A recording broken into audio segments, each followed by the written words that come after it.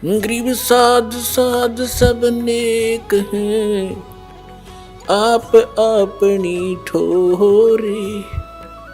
जो सतलोक ले जावेंगे वो साधु कोई और।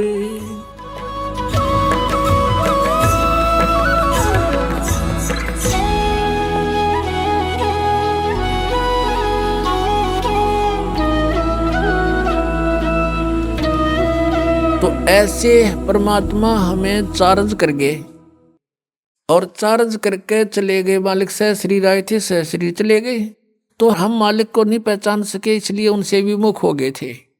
परमेश्वर ने एक लीला की थी। अब परमात्मा के बहुत से शिष्य हो गए और सत्संग किया करते थे। वहां पर भक्त आते थे, बेटियां बहनें भी आती थी।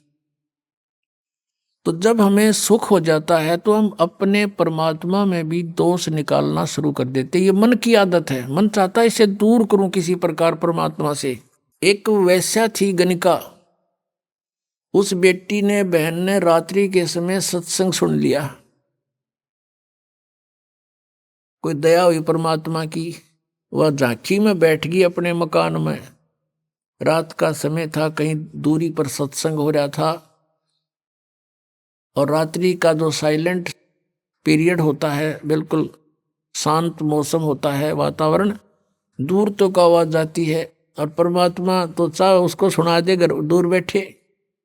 तो उस बेटी ने सारी रात सत्संग सुना कि मनुष्य जन्म परमात्मा पाने के लिए प्राप्त हुआ है, और इसकी भक्ति ना करके असंग जन्म कुत्ते बने, असंग गधे बने। वो सारी डिटेल मालिक ने सत्संग में सुनाई। तो उस बेटी के एकदम प्रेरणा होगी। पुण्यात्मा, सत्संग एक ऐसी वस्तु है, ये ऐसा तत्व है कि आत्मा को जोड़ के धर देता है, चाहे कसाई भी क्यों ना हो। तो उस बहन की नींद हराम होगी कि तेने तो जुल्म कर दिया, तेरे तो कोड लगेगा, बुरा हाल होगा, और शुभ काम कोई बना नहीं है भगवान। अब क्या बने।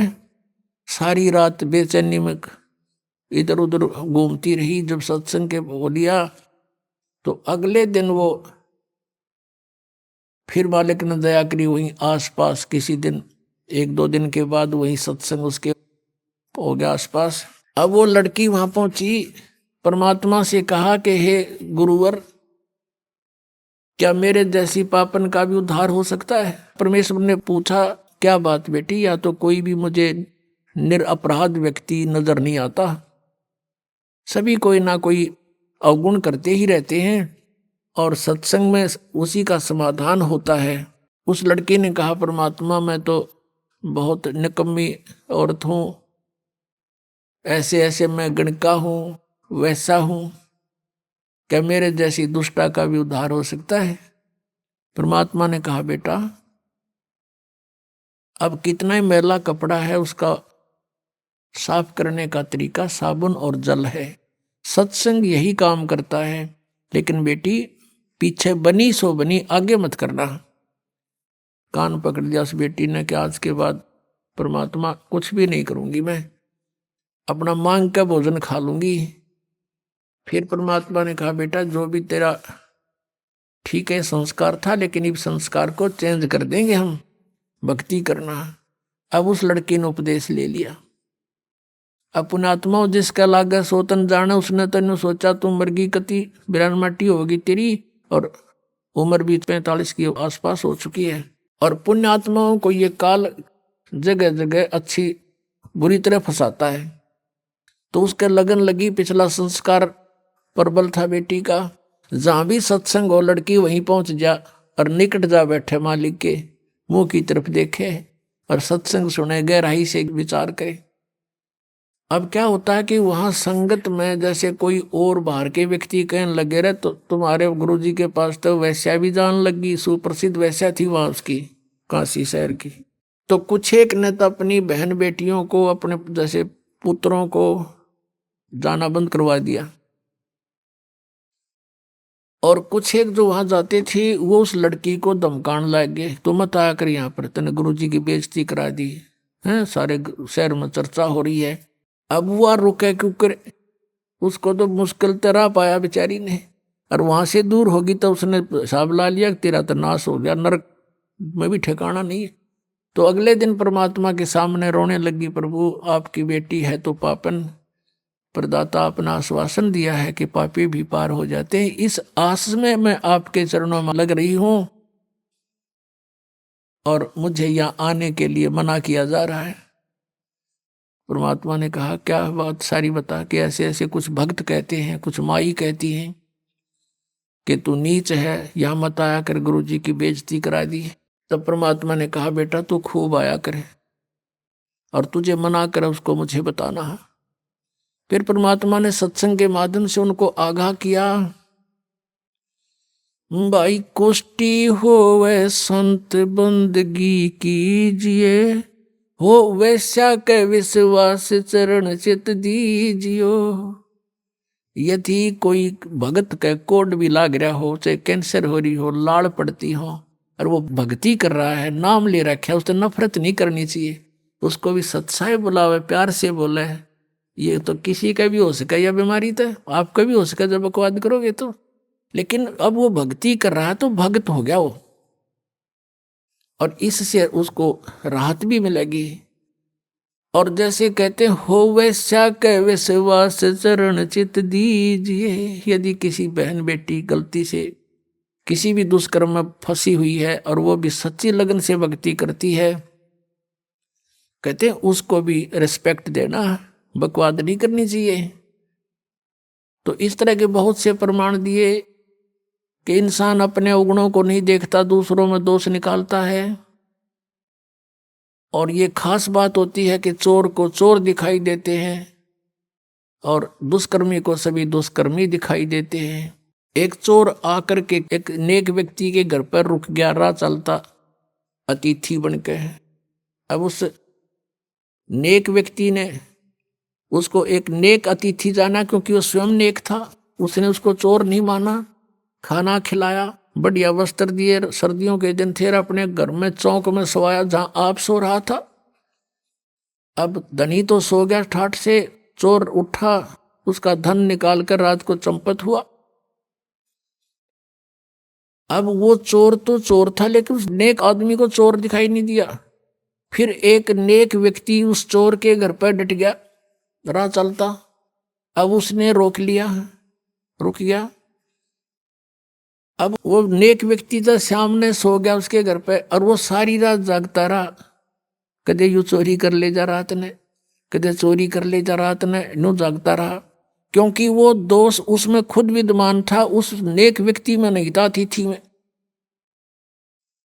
और भी बहुत से प्रमाण परमात्मा ने दिए कि एक साधु किसी लड़की को पीटा जा रहा था, नगर के लोग उसको मार रहे थे, संत वहां पर पहुंच गए, वो बड़े सिद्ध पुरुष थे, सबको पता था कि इसकी वचन में शक्ति है। उसने कहा कि भाई बच्चों क्या हो गया, क्यों मार रहे हो उस बेटी को।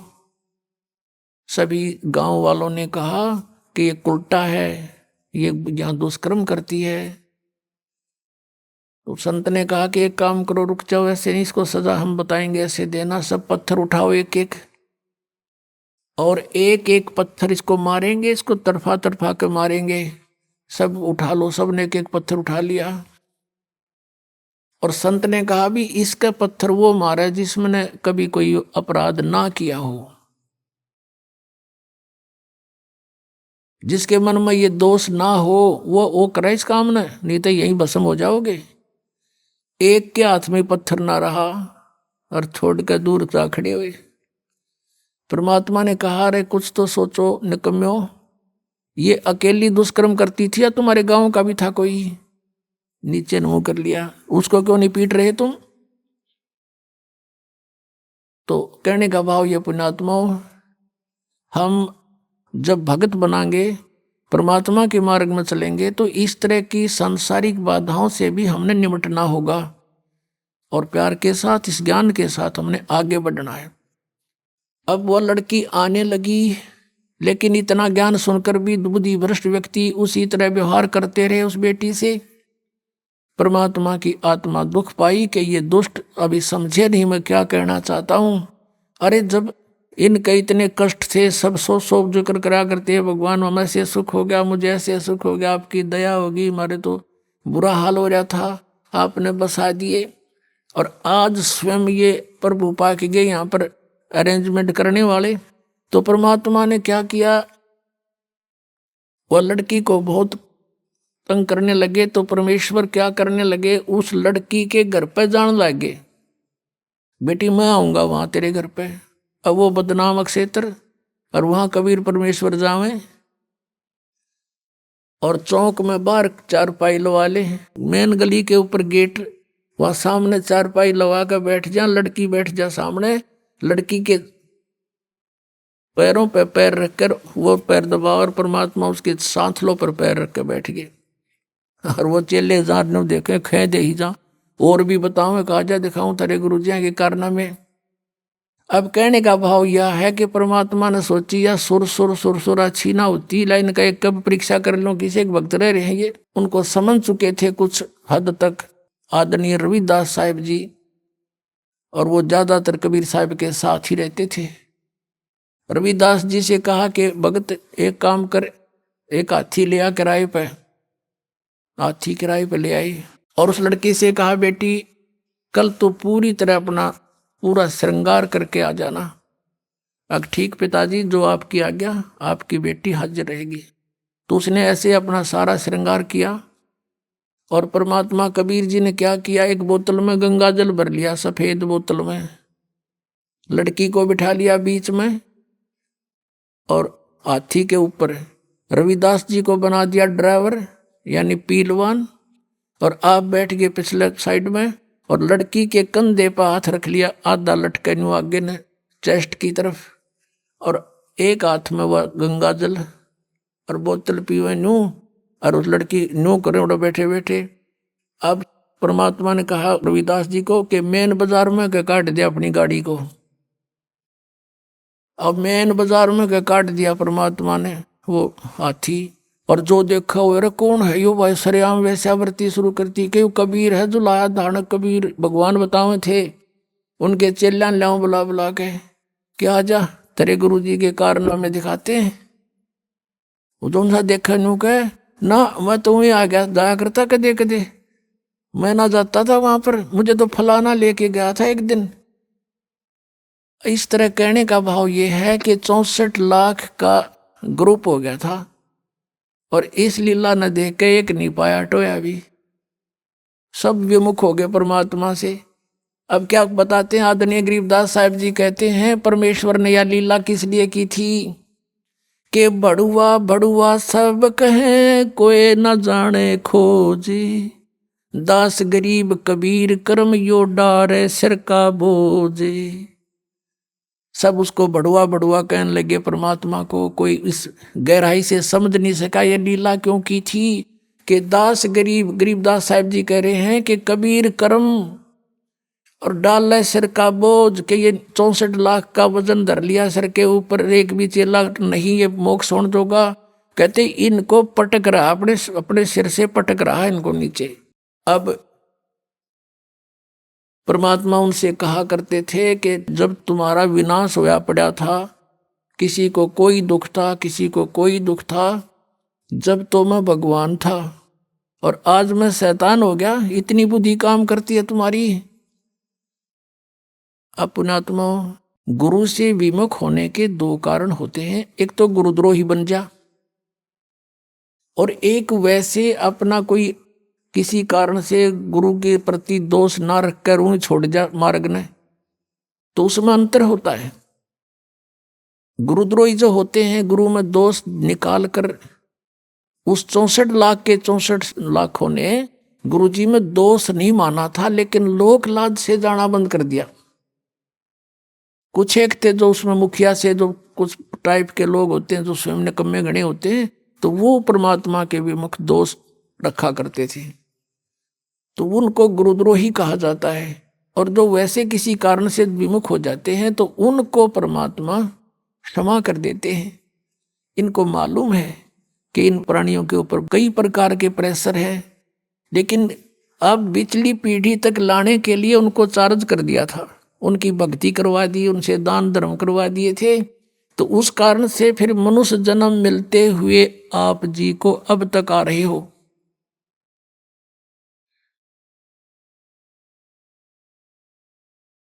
और मनुष्य जीवन से जो आता है प्राणी, और अब भी उसको मनुष्य जीवन प्राप्त है, उसके कर्म भी बहुत अच्छे होते हैं, उसका स्वभाव भी अच्छा होता है, और परमात्मा के बिना वो रह नहीं सकता। तो वो स्थिति आप जी की है।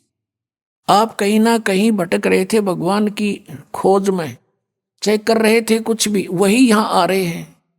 या बिल्कुल कोई नहीं कर रहा था, वो कोई एक आधा वैसे संस्कार वश ना उसका, तो वो वैसे एक आधा पुण्यकर्मी प्राणी होता है। वो एक आध कहता है जी मैं तो उसे पूजा किसी की नहीं करा करता, और नास्तिक भी नहीं था, तो वो अलग बात है, और वो भी सुखी था।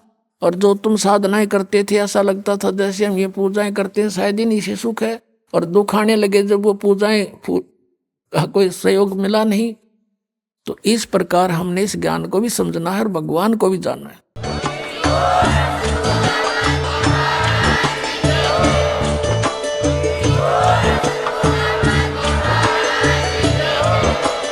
आप सुन रहे थे जगत गुरु तत्वदर्शी संत रामपाल जी महाराज जी के मंगल प्रवचन। अधिक जानकारी के लिए विजिट कीजिए हमारी वेबसाइट www.jagatgururampalji.org। संत रामपाल जी महाराज जी के शुभ आशीर्वाद से पूरे विश्व भर में 500 से भी ज्यादा नाम दीक्षा केंद्र हैं, जिन पर संत रामपाल जी महाराज जी द्वारा ऑनलाइन निशुल्क नाम दीक्षा दी जा रही है। अपने नजदीकी नाम दीक्षा केंद्र का पता करने के लिए संपर्क करें 8222880541।